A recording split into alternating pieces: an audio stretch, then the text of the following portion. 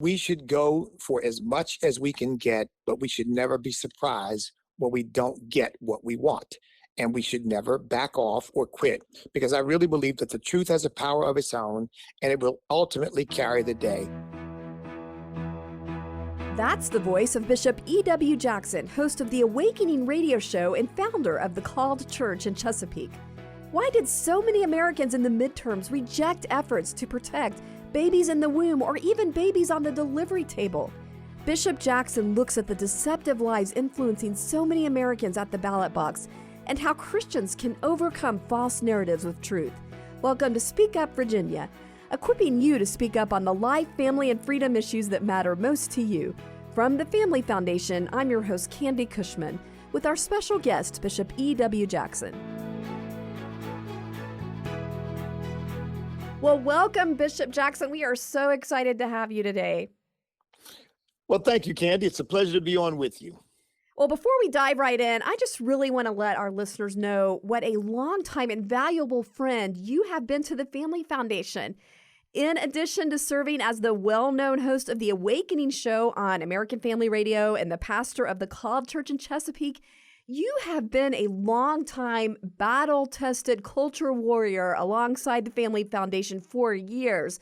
I know for at least 20 years from talking to Victoria that you've been a staunch defender of the sanctity of life and marriage and family, and even served as the chaplain for Family Foundation for quite a while.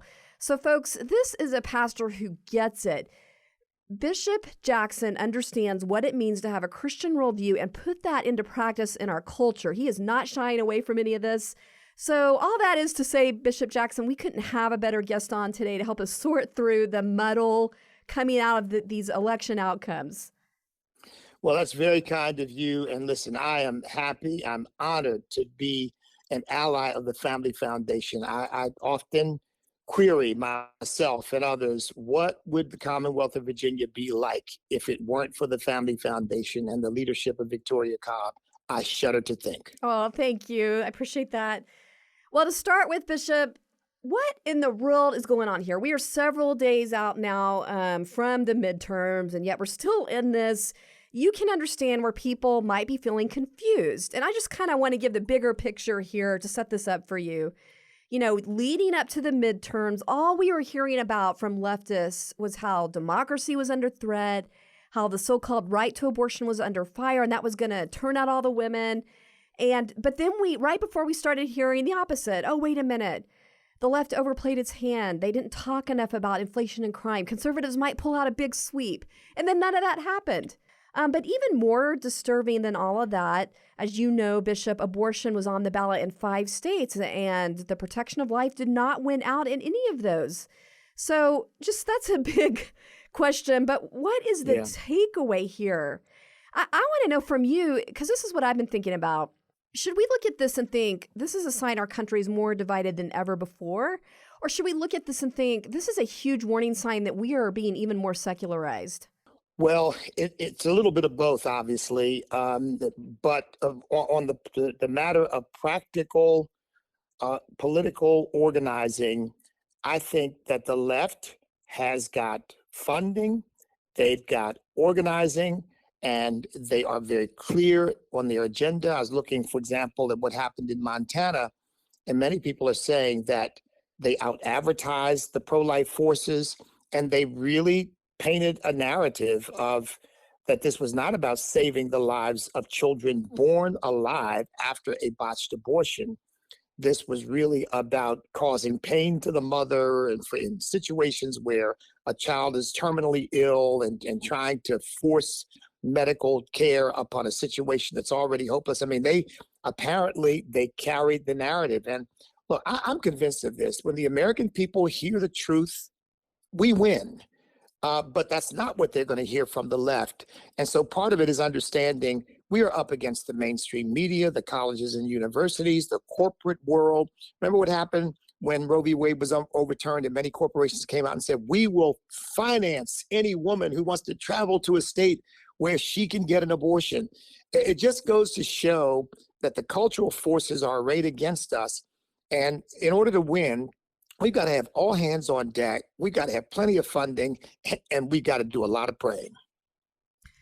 Yeah, I guess the disturbing thing is people in a state like Montana, they go to the ballot box, and what you're saying is they're not really reading what's right there in front of them. If you read the words on the ballot that this is about protecting an infant lying on the table, that they're listening to the narrative instead. Is that what you're saying? And how to Oh, yeah, oh, how to there is no question about it. Look, when you pound away a lie repeatedly over and over and over and over and over again, it kind of takes over reality, doesn't it? I mean, it becomes people's reality. And then nothing they read, nothing they hear, nothing that anybody says overcomes that because it's almost like it's inculcated in them. Yeah, I think, look, the left has mastered the skill of indoctrinating people. They really have, and they've got plenty of institutions with which to do it. And so, as I said, we're always swimming against the tide of the culture, against the current of the culture. They are swimming with it, with a lot of forces arrayed with them to help them. So when things don't go well for us, the lessons we have to learn are not to back off of our views at all, but to figure out what resources we need to marshal and what we need to do in order to make sure that the American people and the voters really hear and perceive the truth rather than the narrative that the left will paint for them. and what do you think we need to do to overcome the narrative on the life issue? Well, one of the things that we've got to do is we really got to respond. I mean, so for example, we just had a big election. People expected it to go one way, it went another, or certainly didn't go quite the way people expected it to go.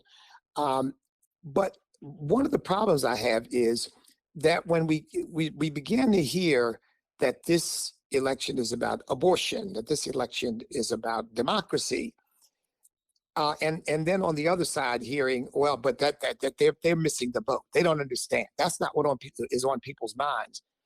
Well, that was a big mistake in judgment. I think that you've got to respond to false narratives. You've got to hit back because if you don't, then it doesn't necessarily persuade people who are already pro-life, of course. But what it does is it galvanizes people who think that they're really under threat, that they're really under siege. Democracy is at stake. And if you don't respond to that, you may end up allowing them to really marshal forces that up until that point might have thought, well, this is really no big deal. I'm not that enthused about what I'm hearing. We've got all kinds of problems. I may stay home. I'm not sure how I'm going to go. And instead, it becomes an army. I've got to defend democracy. I've got to defend a woman. I've got to defend women. So we simply can't leave a vacuum. Power abhors a vacuum. We've got to get in there and paint our picture. We're not extremists. It is believing that a baby can be allowed to die after it is born alive. That is an extreme position. Believing that there's no difference between 1 minute before birth and 1 minute after birth in terms of 1 minute before birth, it's quite okay to kill the unborn baby. But the 1 minute after birth, it's okay. Well, it's not, unless it was an intended abortion. I mean, these are really extreme views. And I don't think we did a good job of expressing to the American people and the electorate just how extreme these views are, because I think when we do, most people reject those views. And to your point, one of the biggest winners, if not the biggest winner in all of this, was DeSantis. And he was doing the counterpunch, hitting back, especially on the issues of indoctrination and education. He's hitting back at Disney. Should we be taking a lesson from that? Look, as you know, I ran for public office, and I used to hear this a lot. Don't get into the social issues. Don't get into the social issues. People don't want to talk about that. People don't want to hear that. And I always thought that advice was wrong. DeSantis, in my view, has proved, no, you've got to get into it. You've got to be a culture warrior. You speak to it competently, rationally, calmly, but you can't be silent and allow them to paint the picture that they want people to see. And I think DeSantis was masterful at that, came right back at them every time. When a reporter asked a biased question, he came right back at the reporter and said, well, where are you getting that from? Let me give you the facts.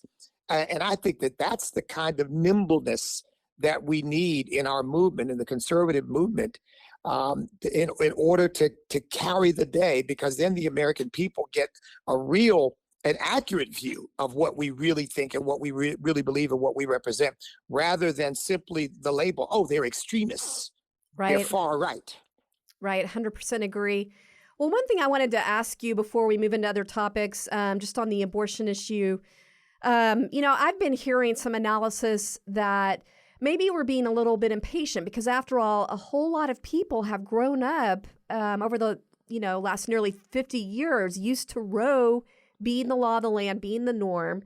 And did we expect too much with some of these ballot initiatives for people to change that mindset overnight? And I'd really love to hear from you, Bishop, if you were to look at this and compare it to the civil rights issue of separate but equal, and how long it has taken, and even work still being done, on people growing up under that paradigm for generations, and it taking decades to get a heart change on that. What is your perspective on that? Should we be more incremental, or what do you think? Well, we should go for as much as we can get, but we should never be surprised when we don't get what we want. And we should never back off or quit, because I really believe that the truth has a power of its own, and it will ultimately carry the day. I mean, I don't mind, people need to be reminded, and I don't mind saying it. There was a time in our country when there was a consensus among many that Black people were not quite human, were not equal, were not capable, we're not, all of these ideas. Well, now you talk to the average American today and they think, well, that's nuts. That doesn't make any sense. But it didn't happen overnight. It took continued pounding away with truth, with what our Declaration represents, with what we know from personal experience, with dealing with people as individuals. And here we are now in a country in which, I mean, to be a racist is almost the worst thing you could imagine being used against you, which the left often uses, of course, as a political weapon. But everybody understands that that's wrong. I really believe the day is going to come when we will look at these unborn babies and there will be a consensus in America that it is wrong. It is morally wrong to take the life of that child, just as it would have been morally wrong to take your life before you actually were born, or to take my life before I actually was born. There's really no distinction whatsoever. But it's going to take continued and persistent promoting of the truth of human life. And so, we shouldn't be discouraged by this. So we shouldn't despair about it. I think we just have to keep coming back with the truth. And I believe eventually the truth is going to win out. That is a good word. Thank you for that. Well, before I kind of get into what's happening in Virginia, I just want to throw out one thing, and that is on these broader issues of the economy and crime. Help us get our mind around, are other people not going to the grocery store like we are and paying twice as much for milk and eggs and paying more for gas? How is it that so many of us still voted for the status quo? What do you think's going on based on the conversations you're having in your community? Look, I liken this to cult behavior. In a cult, reality doesn't matter. Truth doesn't matter. What matters is what the cult says. And once you buy into that, all kinds of bizarre behavior can be justified that others on the outside look at and go, well, how could you possibly? And you say, well, how could you possibly not? Because people are literally indoctrinated to think a certain way. And I think I've watched some of these exit interviews where women coming out of the polls would say, oh, yeah, inflation's bad and the price of gas is bad. And I know crime is a problem, but the number one issue is abortion. Well, you mean the number one issue is taking the life of an unborn baby? And that's it? That's what moves you? See, to me, that's a kind of cult-like response, because that's not affecting your personal life in any way, but it's almost like a religion in which, well, it doesn't matter whether it's affecting my personal life. This is what I adhere to. This is what I believe. And so we've got to really stop our young people and those who have not yet kind of been caught up in that, because only 27% of people on exit polls show that abortion was their number one issue. We've got to stop the march of that lie and that sort of cult like response by hitting people hard with the truth, because to me it's irrational. It's a denial of reality, but it's where people are, and it's the way cults behave. Boy, that is a powerful reminder that at the end of the day, this does get back to spiritual principalities, and it's about renewing the mind and the heart, and we just got to keep that at the forefront. Want a chance to win a personal tour of the state capitol with Delegate Nick Freitas and Victoria Cobb? In celebration of reaching our 100th episode of Speak Up Virginia, we've made it easy for you to enter. Just go to familyfoundation.org and click on the Win a Tour banner. That's familyfoundation.org. Well, I do want to point out, it's not all bad news, people, and we do have to keep the bigger picture in mind. So, Bishop Jackson, I would love it if you would help us think about some of the encouraging takeaways people can still take from these midterm results. Oh, look, and there are some very encouraging takeaways. First of all, we did win in some very hotly contested races. I mean, J.D. Vance won in Ohio. Jen Kiggins won here in the 2nd District of Virginia. In fact, I live in the 2nd District. She becomes my congresswoman. But beyond that, something else is happening that we as conservatives have got to take note of and take advantage of. Black and Hispanic voters are moving our way. They are beginning to vote conservative more often. They are realizing that the lie, the canard, that somehow if you are liberal, you are not racist. If you are conservative, you are racist. I mean, this is just such nonsense. But here again, that's part of that kind of cult-like mindset that has been promoted, and it's breaking down. Hispanics, as you know now, apparently the Democrats have only a 5% lead among Hispanic voters. That is a sea change. Because in recent years, it's been like a 30% lead. So people are shifting their attitudes, they're evaluating policies, they're looking, in other words, they're looking beyond party, because we know as Christians, this is ultimately not about party. This is about principles. This is about truth. This is about ideals. This is about the Word of God versus all other views. And so when we see Black and Hispanic voters beginning to take that into consideration, something very wonderful is happening that I think portends very well for the future of the country.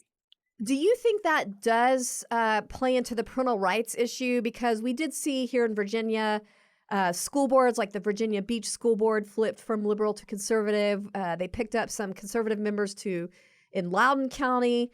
How much is the parental rights issue, you think, playing in with Hispanics and Black communities? I think it's number one. I think it's number one because, look, we know that abortion disproportionately hits Black people, and this is Margaret Sanger's vision from the start of the thing. And even though Black folks are only 12 to 13% of the population, kind of varies between there. They are 36% of the abortions, and in some places like New York, 50% of the abortions are performed on Black citizens. And I think that we are getting that message across to them that this disproportionate impact has devastating effect on a community, on families, and I think they're waking up to that. And then we know that if you get the life issue right, the other issues tend to fall into place. Family falls into place. And I think Hispanics are very, very big on family still. They have some of the most stable families of any demographic in the country. And I think the life issue is critical for them as well. And so I think it's a leading issue in helping to move these voters in a more conservative and traditional direction. Right. And to also encourage people here in Virginia, I think it helps to remember, it wasn't that long ago we had this devastating sweep in Virginia with radical leftists taking over every component of the state government. So even though this time around we only got 1 out of 3 of the U.S. House districts we were looking for, at the same time, it wasn't that long ago when the leftists were in control of everything. So at least we picked up 1, and we do have an awesome governor, lieutenant governor, attorney general. What can you help just kind of add on to that to help encourage people with the long game here in our state specifically? Well, for one thing, it's a reminder to us, as I've said earlier, you never ever quit, because there were many people who had written Virginia off. I mean, Virginia's just it's done. Virginia's gone leftist, it's gone liberal, it's gone blue. Hmm. And I kept telling people I would really believe there's a wellspring of conservatism in Virginia. We just haven't tapped into it. And we need the right candidate. We need the right issues to be able to do that. And 2021 proved to be the formula. The right candidates, I really believe. We had some great candidates, but we also had a great issue, which comes back to what? Family, education, what the school system was doing with our children, and in spite of and in defiance of the parents' wishes. And that became, of course, a major driving force to bring people to the polls. So, yeah, I think Virginia, frankly, led the way in helping the country understand what is at stake with these cultural issues. That it's not just a lot of theoretical stuff. This goes to the heart of who raises our children, what values are they raised with, who is going to make the ultimate decisions about their health and well-being. Is it going to be the state? Is it going to be the school department, the school board, or is it going to be the parents? I think that's getting very, very much to the heart of people's concerns. And you start messing around with people's children, you get them activated. And so that's, again, a message that we've got to take across the country, that we conservatives believe in family, and we want human beings, men, women, husbands, wives, to be the final authority in the care and the rearing of their children, not the state. And there's a big difference between us and the left that really believes that parents really don't know what they're doing, and somebody else ought to be making the big decisions about children's gender and about their education, about what they learn and all that stuff. So I think Virginia led the way, and I think the rest of the country is really going to follow. Absolutely. And that really puts that in sharp focus when you think about how is a society going to treat its children. That's how it will be judged, I think. And I just want to wrap up today to talk about how you see the role of the church moving forward in all this. And I think a lot of people, Bishop Jackson, are wondering what is the window of time that our nation has before, we really get on a permanent track with whether we're going to be a nation that protects children, protects life, stays true to the constitutional freedoms our founding fathers envisioned. It kind of seems like, maybe we have a little reprieve right now, but if we keep going down the same track in certain ways, we might lose it. What do you think the window of time is for our nation, and what role is the church going to play in that? Well, it's not long, and that's why we ought to all be praying for an awakening too, because we really do need divine intervention. Because right now, all of the forces of cultural influence are allied against us. As I said, the corporations, the colleges, the universities, the public schools, entertainment, the media, journalism, these are all very influential in people's lives, and they are all basically secular. And how do we turn that situation around? Well, kind of like the children of Israel, we got to raise up a new generation.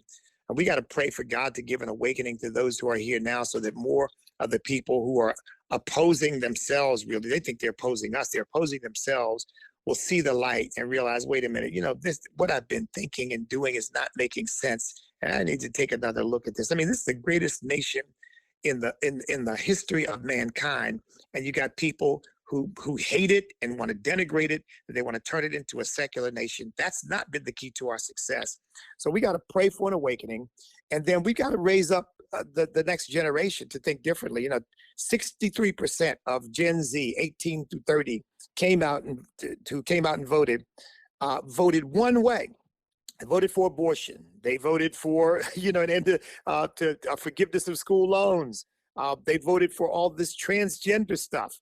And we've got to really reach these young people. In fact, you didn't mention this, but I'll quickly mention it. Yeah. We have Stan has an organization, a department called Youth Taking a Stand. And on November the 19th, we're having a Youth Taking a Stand conference. It's a virtual conference with young people ages 18 to 30, because we know we've got to reach these young people and give them a different vision for what their lives can be. And even go younger than that, frankly, to give people a vision for family and for marriage and for the values that made America great in the first place. So we got a big task ahead of us, but with the help of God, we're going to get it done. This is a providential nation ordained by God. I believe that. And I don't believe God is ever going to abandon us or abdicate.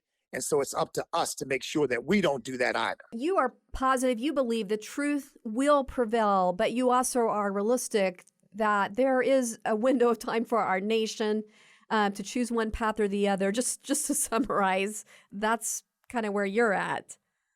We got to move. We can't, faith without works is dead. And while I believe that God loves America, I really believe that God ordained America, only nation ordained on the foundational truth that rights and liberties and freedom don't come from human beings. They come from God.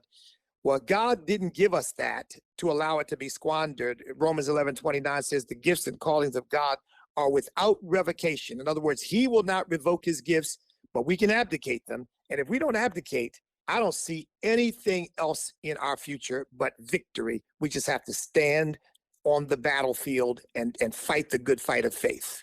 Thank you so much, Bishop Jackson. That was so encouraging and also an excellent call to action for our listeners. Appreciate your time today.